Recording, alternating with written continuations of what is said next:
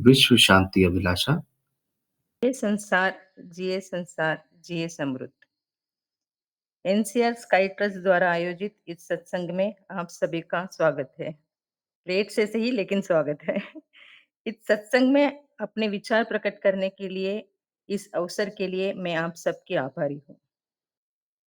हम सब इस दुनिया में आए हैं तो जीना ही पड़ेगा, मगर ऐसे ही कोई नहीं जीता। हमें जीने के लिए कई चीजों की जरूरत है। उसमें हम देखते हैं तो रोटी, कपड़ा और मकान, ये 3 जरूरी जरूरतें हैं। मगर आज के लाइफस्टाइल में ये तीनों काफी है। हमारी जरूरतें की लिस्ट तो बढ़ती ही जा रही है। आजकल हमारी कंफर्ट लेवल इतनी बढ़ गई है कि हमें जरूरतें में इतनी फंस गए हैं कि उसके बिना जीना मुश्किल लगता है। जैसे पहले घर में फैन है तो काफी था, मगर अब विदाउट एसी में रहना कठिन लगता है। कपड़ों में तो फैशन इतनी बढ़ गई है कि त्योहार, फैशन, फंक्शन कुछ भी हो, पहले कपड़ों की खरीदारी। इसी प्रकार मकान का आकार, उसका इंटीरियर, इस पर इतना खर्च करते आ रहे हैं कि हम अपने जरूरत को पूरा ही कर नहीं पा रहे हैं। उन जरूरतों से जो आनंद मिलता था, वह अब लगाव बन गया है। हम अपने जरूरतों को साथ लेकर चल रहे हैं। हम अगर किसी जगह जा रहे हैं तो पहले यह सोचते हैं कि वह जगह, वो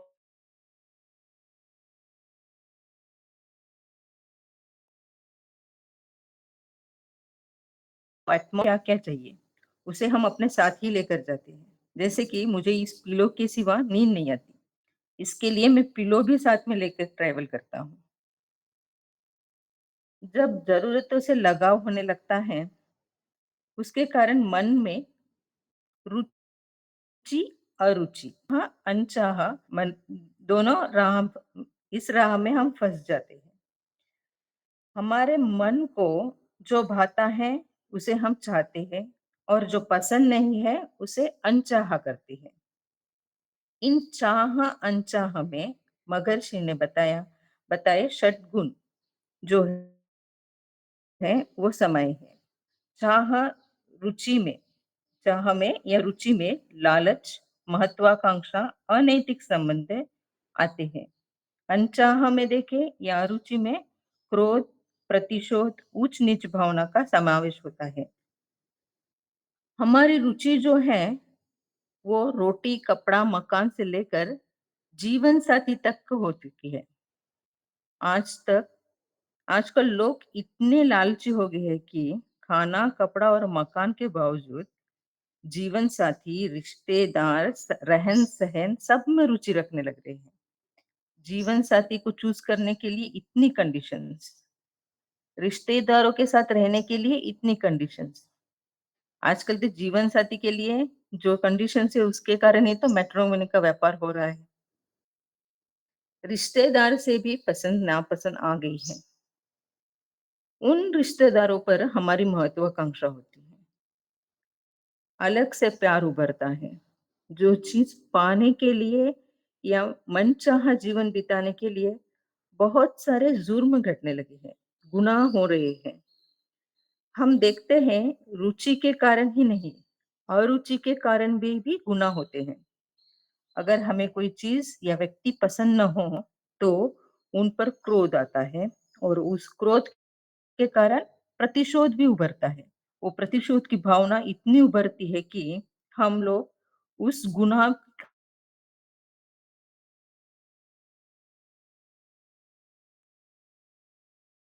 कारण न पसंद हो तो उस स्टूडेंट को, उस टीचर पर या उस सब्जेक्ट पर क्रोध आता है। मनचाही घटना न घटने पर हम उन व्यक्ति का प्रतिशोध लेते हैं। कहीं पर हम देखते हैं उच्च नीच की भावना होती है। ये सब अरुचि के कारण होता है। तो हमने देखा रुचि और अरुचि के कारण हमारे मन में षटगुण कैसे उभरते हैं। अब इस षटगुण से 5 पाप गुना उत्पन्न होते हैं, जैसे असत्य, लूटपाट, छल कपट, हत्या, बलात्कार जैसे गुनाहों की राह एक व्यक्ति के रुचि और अरुचि से ही शुरू होती है। अभी हमें देखना है महर्षि ने बताए इन सद्गुणों को सद्गुणों में कैसे बदलना है। उन दुर्गुणों को गुनाहों में न बदलकर सद्गुणों में एक अच्छे इंसान के रूप में सामने आना है। तो हमें इन रुचि अरुचि को बैलेंस करना है। इस मात्रा में इतना इसका प्रयोग करना है, किस मात्रा में इस ढंग को अपनाना है, किस ढंग से अपनाना है, इस पर हमें विचार करना है। इसके लिए महर्षि ने हमें एक राह दिखाई है, वो है आत्म-विश्लेषण। हमें मालूम है हम आत्म-विश्लेषण से ही विचार, इच्छा, चिंता और क्रोध का विश्लेषण करके उसको अपने काबू में रख सकते हैं। इस आत्म-विश्लेषण के कारण ही मैं कौन हूँ? इस प्रश्न का उत्तर मिलता है। हमारे मन में स्नेह भावना उभरती है। मैं और इस दुनिया में हर एक चीज़, हर एक व्यक्ति अलग-अलग नहीं है। हम सभी उस ईशता का परिवर्तित रूप है। हर कोई अपने-अपने कर्मों के कारण अपनी जीवन शैली जी रहा है। अगर मगर हर जगह प्रेम भावना उभरती है।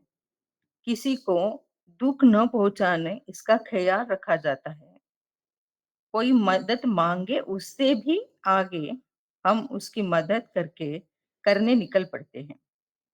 सदाचार के द्वय संस्कार का पालन सहजता से होने लगता है। इसके आगे महर्षि ने हमें बताया है कि हमारे सामने सहजता से द्वय संस्कार आने के बाद हमारे कर्तव्य सामने आते हैं। स्नेह भावना मन में फूलने के बाद पूरे जीवन की राह सामने आती है। उस राह में इस जन्म का मेरा कर्म क्या है?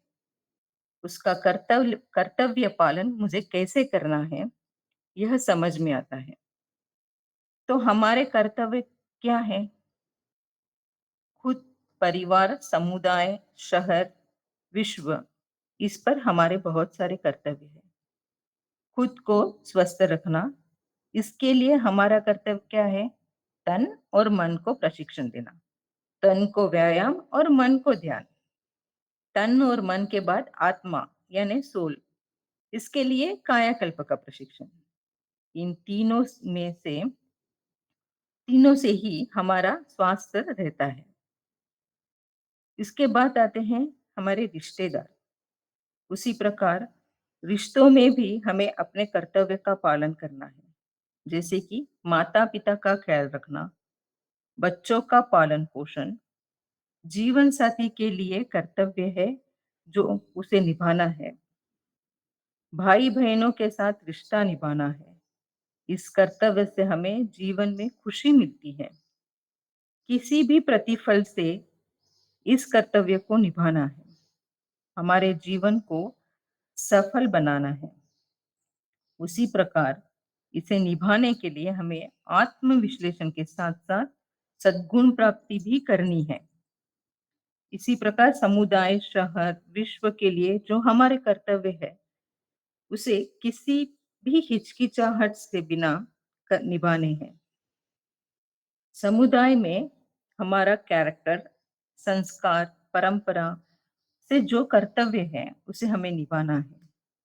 शहर में देखें तो टैक्स भरना, स्वच्छता रखना, लोगों को अच्छे आचरण सिखाना, उनसे अच्छे से पेश आना, ये भी हमारे कर्तव्य है। और विश्व के बारे में सोचे तो विश्व शांति की राह पर चलना, इसके लिए शुभकामनाएं देना, यही मुख्य कर्तव्य है। सदाचार से रहना और उसे स्नेह करुणा से जीवन जीना, जीवन में कर्तव्यनिष्ठ होना, यही जीवन का लक्ष्य है। इससे ही हमारा जीवन परिपूर्ण होकर हम जिस कार्य के लिए इस भूमि पर आए हैं, उसका उद्देश्य पूरा होना और हमारा जीवन सफल जीवन बनेगा, तभी हमारा ज्ञान भी परिपक्व ज्ञान बनेगा। उस समय हमने जो ध्यान सीखे हैं, उसका उच्चतम ध्यान, दुर्यादित ध्यान की ऊंचाई पर हमें पहुंचने का मौका मिलता है। हमने आज्ञा, दूरिय ध्यान सीखा है। यहाँ पर हमने मन की फ्रीक्वेंसी कम करने के लिए भी सीखा है। मन की गति धीमी होती है। इसके बाद पंचभूत नवग्रह ध्यान में प्रपंच के बारे में जो जाना है, उनमें एकाग्र होने की कोशिश की है। पंचेंद्रियों द्वारा काबू रहने का ध्यान भी सीखा है। मगर जब हमारा ज्ञान परिपक्व होता है, तभी हमें इन सभी ध्यानों का रहस्य समझ में आता है। दूरियादित स्थिति में कुछ समय रहने पर भी हमें ईशत्व का नाम प्राप्त होता है। इस प्रपंच की स्नेह और करुणा की जानकारी मिलती है। प्रपंच के रहस्य सामने आते हैं। हमारे मन में जितने भी प्रश्न हैं, उसका जवाब सीधा मिल जाता है। हर चीज में ईशत्व दिखता है। अपने कर्मों का कारण समझ में आता है। जो कुछ हो रहा है, उसका परिणाम हमें क्यों भुगतना पड़ता है, इसका कारण समझ में आता है। ऐसा मेरे साथ ही क्यों हो रहा है, इसके पीछे मेरे पूर्व कर्मों की छाप है, इसका अनुभव होता है। जीवन में परिपूर्णता होती है। किसी भी चीज की कमी नहीं मिलती। तन मन का स्वास्थ्य बिना पूछे समृद्धि मिलती है। ईशता का ज्ञान मिलता है और ईशत्व से मिलन होता है। इसे ही परमानंद कहते हैं। हम जो चाहते हैं, वो प्रपंच सामने रखता है। इस स्थिति में ही हमें पता चलता है कि कर्मों का और कर्तव्यों का कैसे गहरा संबंध है। इन कर्तव्य को निभाने के लिए मेरा जन्म हुआ है। यहाँ पर जन्म से लेकर जो मुझे कर्तव्य है, वो मुझे निभाने हैं। उन कर्तव्य को निभाने से ही मेरा मन परिपक्व होकर उससे हमारे जन्म मरण का चक्र खत्म होता है। इन कर्मों को खत्म करने के लिए हमारे जीवन में हम कई लोगों से मिलते हैं। उनके साथ रहने से हम जो सुख दुख भुगतते हैं, उसका फल ही हमारा पाप पुण्य का बोझा है। कई बातें हमारे जीवन में बिना कारण के हमारे सामने आती है। यह भी हमारे कर्मों का फल ही है। इसका ज्ञान हो जाता है और हमें उस कर्म फल का असर पता चलता है। यही हमारे गुरु की राह है। मैंने पहले ही बताया कि हम इस जीवन में कई जरूरतें के साथ रहते हैं। बिना जरूरतों के जीवन जीना मुश्किल है। मगर हमें हमारे गुरु की राह पर चलते हुए जरूरतों में वांट एंड नीड, इसके बीच का डिफरेंस समझना चाहिए। वांट का मतलब मुझे यह चीज चाहिए। नीड का मतलब मुझे इस चीज की जरूरत है। आजकल हमारे नीड से ज्यादा वांट बढ़ गए हैं। तो गुरु के राह पर चलने के लिए मुझे क्या चाहिए, मुझे किस चीज की जरूरत है, इसका ध्यान रखना है। यही पहली स्टेप है। दूसरी स्टेप क्या है? रुचि, अरुचि। रुचि में आता है हमें जो इच्छा है, वो कुछ करने की चाह, किसी चीज या व्यक्ति पर चाह। मगर हमें ये भी मालूम होना चाहिए, इच्छा लालच में और कुछ करने की चाह महत्वाकांक्षा में और किसी व्यक्ति की चाह अनैतिक रिश्ते में ना बदले। तो हमारे षटगुण में इन तीन रुचियों को परखना है। उसी प्रकार अरुचि में मनचाहा न घटने पर क्रोध, कई दिनों का क्रोध प्रतिशोध में या समानता की भावना छोड़कर ऊंच नीच की भावना, इसमें हमारा मन न बदले। ज्यादा अनचाह होने से क्रोध, प्रतिशोध, उच्च नीच भावना मन में उभरने से अपने आप को जागरूक रखना है। षटगुण सुधार, यह दूसरा स्टेप है। इस स्टेप में एक सब स्टेप भी है। इन षटगुणों के कारण हम 5 पाप न करें, इसका हम ख्याल रखें। असत्य बोलना, कहीं लूट-पाट करना, किसी पर छल-कपट करना, हत्या करना, बलात्कार करना, ये हमारे मन में ना उभरे, इसका ख्याल रखना है। सद्गुण जब हमारे काबू में नहीं होते, तो ये गुनाह अपने आप सामने आते हैं। इस स्टेप से आगे बढ़कर तीसरा स्टेप है आत्म-विश्लेषण। इससे ही हम सद्गुणों को बैलेंस में रख सकते हैं। तभी प्यार उभरेगा, कर्तव्य पालन होगा। खुद से लेकर विश्व के कर्तव्य को समझकर परिपक्व ज्ञान मिलेगा। इससे दुर्यादित की सिद्धि प्राप्त होगी। मुक्ति की राह सामने आएगी। यहीं पर हमारे जन्म मरण का चक्र खत्म होगा। हमारे गुरु महर्षि ने हमें इस राह पर चलने की सलाह दी है। हम कितने खुशनसीब हैं कि हमें महर्षि जैसे गुरु मिले हैं। इससे यह भी साबित होता है कि हमारे पूर्व कर्म उसके छाप कितने अच्छे हैं। उसी कारण हमें महर्षि के रास्ते पर चलने का एक अवसर मिला है। महर्षि ने अच्छे से समझाया है कि जरूरतों की रुचि अरुचि से ही हमारे जीवन के गुण अवगुण बनते हैं।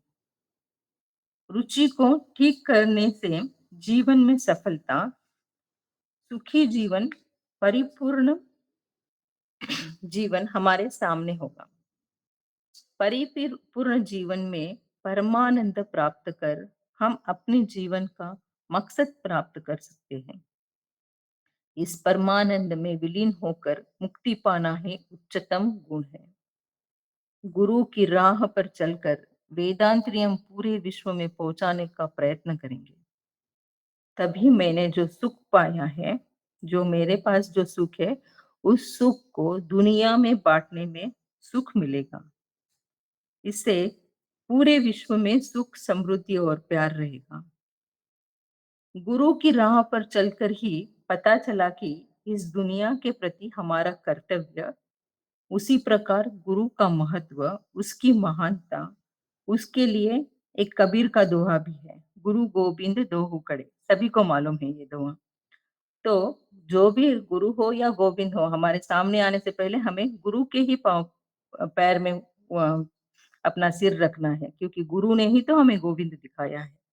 इसका मतलब ईश्वर को पाने के लिए, उसमें लीन होने के लिए गुरु की राह पर चलना ही जरूरी है। ये मैंने महर्षि के अरुल वेलचम इस कविता से इसका सारांश लिया है। इसका सारांश महर्षि के कविता में ऐसा है: जागरूकता का दीप जलाकर उस प्रकाश में चाह अनचाह के समय पर मन को स्वच्छ रखकर आत्मविश्लेषण करके स्नेह करुणा से कर्तव्य से भरा जीवन परिपक्व ज्ञान है। उससे पाकर, उस स्थिति को पाकर, उस परिपक्वता के साथ ईश्वरत्व पाकर, दुर्यादित स्थिति को पूर्ण रूप में पाकर, जन्म मरने के चक्र को मिटाकर इस स्थिति में लीन होना ही जीवन का लक्ष्य है। इस कविता में से महर्षि ने हमें जीवन की राह दिखाई है, तो उसे पकड़कर हमें आगे बढ़ना है। इस इसके लिए हमें गुरु को पकड़ कर रखना है, उनकी राह को, उनके समझाए हुए वो तत्वों को हाथ में लेकर आगे बढ़ना है।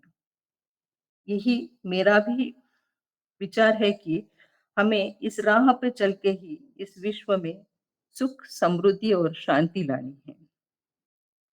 इस सत्संग के लिए, इस अवसर के लिए मैं आप सबकी आभारी हूँ। जिए संसार, जिए संसार, जिए समृद्ध। धन्यवाद।